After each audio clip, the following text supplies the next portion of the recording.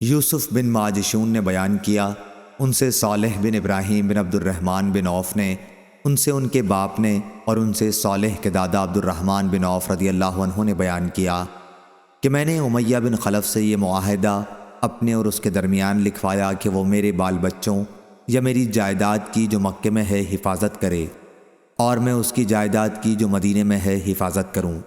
جب میں نے اپنا نام لکھتے وقت رحمان کا ذکر کیا تو اس نے کہا کہ میں رحمان کو کیا جانوں، تم اپنا وہی نام لکھواؤ جو زمانہ جاہلیت میں تھا۔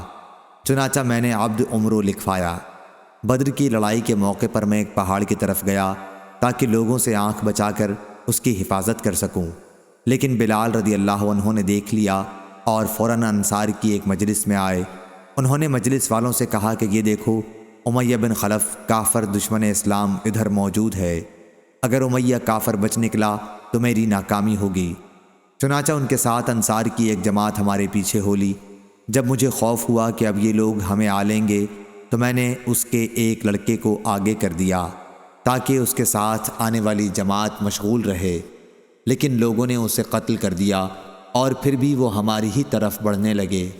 امیہ بہت بھاری جسم کا تھا۔ آخر جب جماعت انصار نے ہمیں آ لیا تو میں نے اسے کہا کہ زمین پر لیٹ جا۔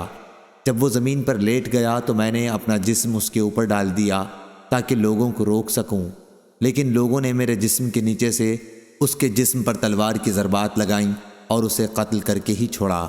ایک صحابی نے اپنی تلوار سے میرے پاؤں کو بھی زخمی کر دیا تھا۔ عبد الرحمن بن عوف رضی اللہ عنہ اس کا نشان اپنے قدم کے اوپر ہمیں دکھایا کرتے تھے۔ صحیح بخاری حدیث نمبر 2301۔